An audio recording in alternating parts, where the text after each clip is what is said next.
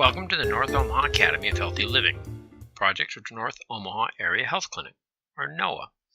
NOAA is about providing health education and screening to people in their community, regardless of their ability to pay. Our motto is, in the community, for the community. This 8-session educational series is called Eat Well, Live Well, and is designed to help you learn to eat better and thereby lose weight. If you're listening in a group, we welcome you. My name is Mark Darby, and I'm Director of North Omaha Academy of Healthy Living. Welcome, everyone. We're excited to have you as we learn more about this great journey we are on about eating and food. In that journey, we're going to talk about 3 tools you can use to redefine your relationship with food. Tools that can help you control the food and not let the food control you. The method we use here at Eat Well, Live Well is called Plan, Track, Review. Plan what you eat before you eat it. Track what you eat while you eat it. Review what you ate after you ate it. And I would add one thing to this. Planning what you eat before you eat works better after a period of prayer and meditation. Prayer and meditation calms the mind and makes planning more effective.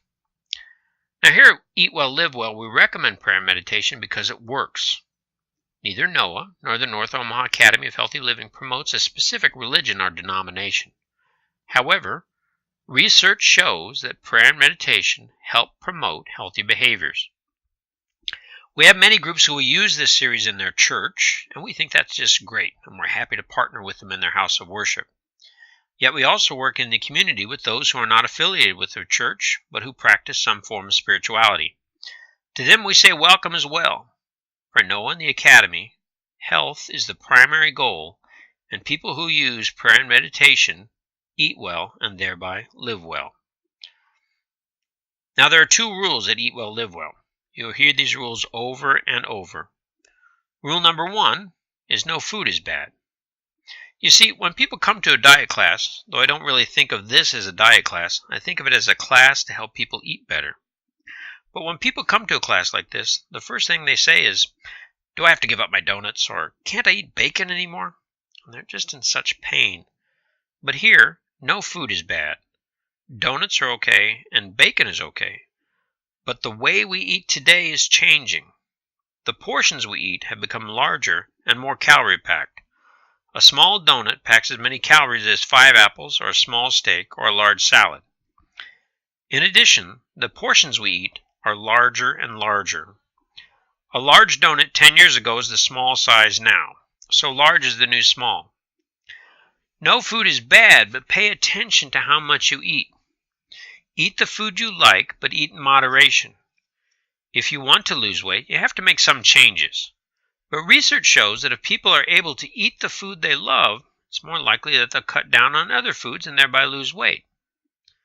So it's not portion control, it's portion priority. We would rather people eat what they love in smaller amounts than a whole bunch of stuff they really don't care for. Now that's rule number 1, no food is bad. What is rule number 2? No person is bad. This is also very important.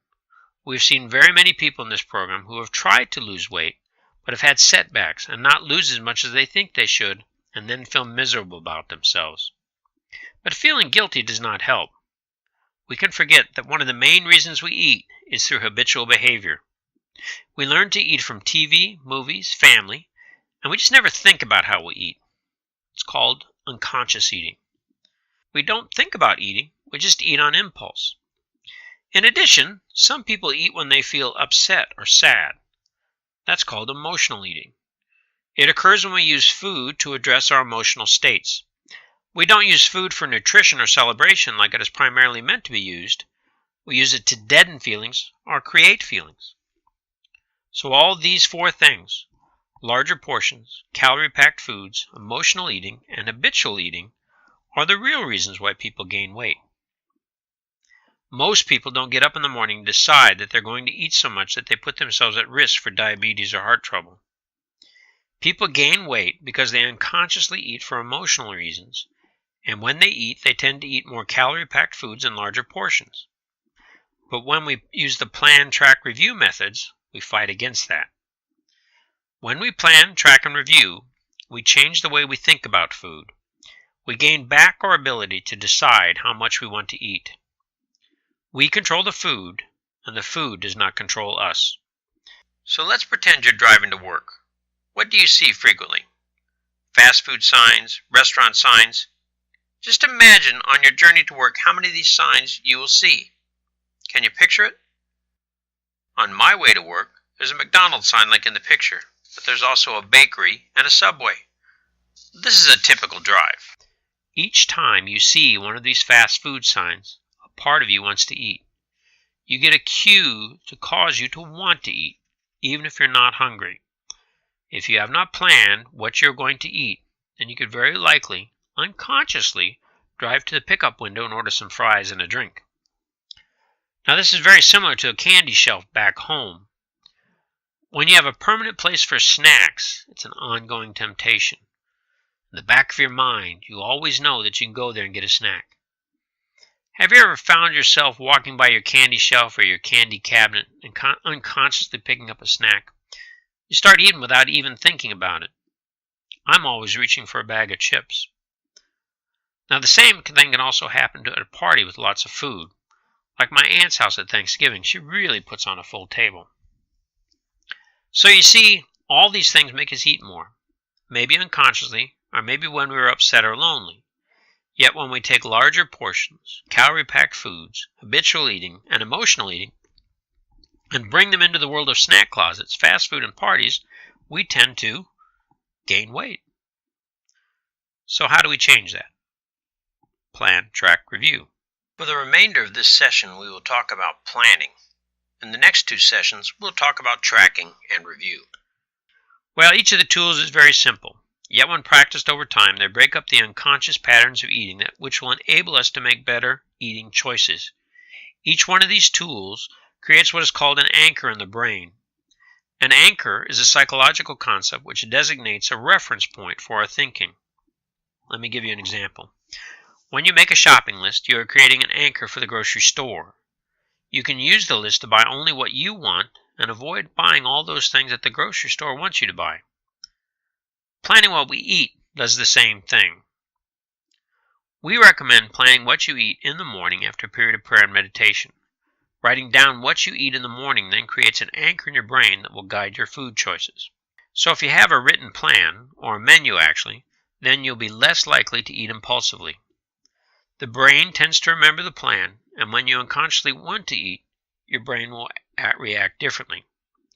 Now, wait a minute, that doesn't mean you can eat anything you want, but you will have a greater chance of deciding what you want to eat and not letting habit or emotions decide.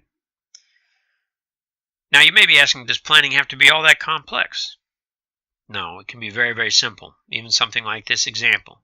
Just writing down and naming each food that you will eat will be helpful. Some people say, shouldn't I worry about portions? Well, certainly. You can write down how much of each item you'll eat if you want. But when starting out, it's just a good idea to keep it simple. Some folks are so motivated they will plan with the name of the food and the portions. We'll discuss more about portions in a later lesson, or you can read about portions in the booklet provided. Are you ready to try this? Good. We will ask each of you to take out a piece of paper or use one of the blank pages in your workbook, and we'll play some music now. Then after a period of quiet, write down what you will think you'll eat in the next 24 hours. Now if your response to this is the next 24 hours, then just have fun with it. If you run into a problem like you don't know what you have in the house, or you need to check your calendar, write down your best guess of what you'll eat. Even the best guess is a good start.